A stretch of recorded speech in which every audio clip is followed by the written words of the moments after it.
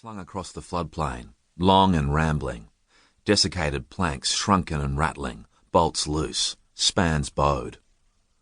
Martin opens the car door and steps into the midday heat, ferocious and furnace dry.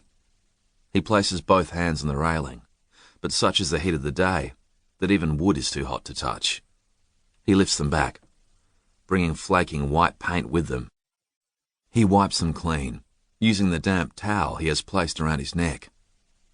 He looks down to where the river should be and sees instead a mosaic of cracked clay, baked and going to dust. Someone has carted an old fridge out to where the water once ran and left it there, having first painted a sign on its door. Free beer. Honour system. The red gums along the banks don't get the joke. Some of their branches are dead.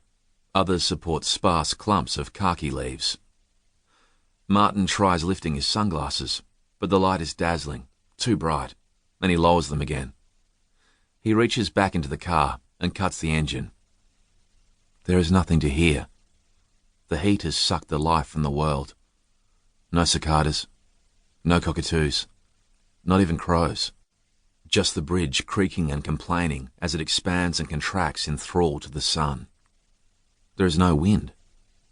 The day is so very hot, it tugs at him, seeking his moisture. He can feel the heat rising through the thin leather soles of his city shoes. Back in the rental car, air conditioning straining, he moves off the bridge and down into Riversend's main street, into the sweltering bowl below the levee banks. There are cars parked here. They sit reversed into the curb at a uniform 45-degree angle. Utes and farm trucks and city sedans, all of them dusty and none of them new. He drives slowly, looking for movement, any sign of life, but it's like he's driving through a diorama. Only as he passes through the first intersection, a block on from the river, past a bronze soldier on a column, does he see a man shuffling along the footpath in the shade of the shop awnings. He is wearing, of all things, a long grey overcoat, his shoulders stooped, his hand clutching a brown paper bag. Martin stops the car, reverses it assiduously at the requisite angle, but not assiduously enough. He grimaces as the bumper scrapes along the curb. He pulls on the handbrake, switches off the engine, climbs out. The curb is almost knee-high, built for flooding rains, adorned now by the rear end of his rental.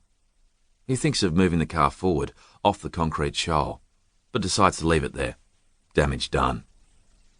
He crosses the street and enters the shade of the awnings, but there's no sign of the shuffling man. The street is deserted. Martin regards the shop fronts.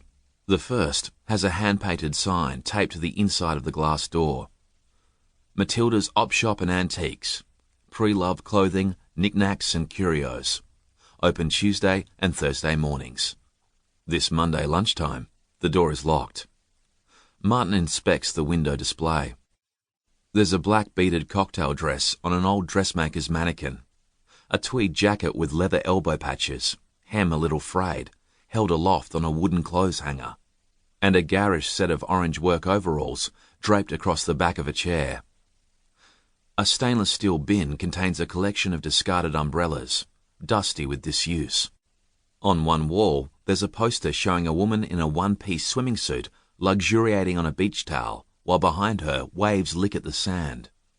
Manly sea and surf, says the poster, but it has sat in the window too long, and the Riverina sun has leached the red from her swimmers and the gold from the sand, leaving only a pervasive pale blue wash. Along the bottom of the window is an array of shoes, bowling shoes, golf shoes, some well-worn riding boots, and a pair of polished brown brogues. Dotted around them like confetti are the bodies of flies. Dead man's shoes, Martin decides. The shop next door is empty. A yellow and black for lease sign in the window. The outline still legible from where the paint has been stripped from the window. Hair today. He takes out his phone and snaps a few photos. Visual prompts for when he's writing. The next store is entirely shuttered. A weatherboard facade with two small windows, both boarded up. The door is secured with a rusty chain and brass padlock. It looks as if it's been like that.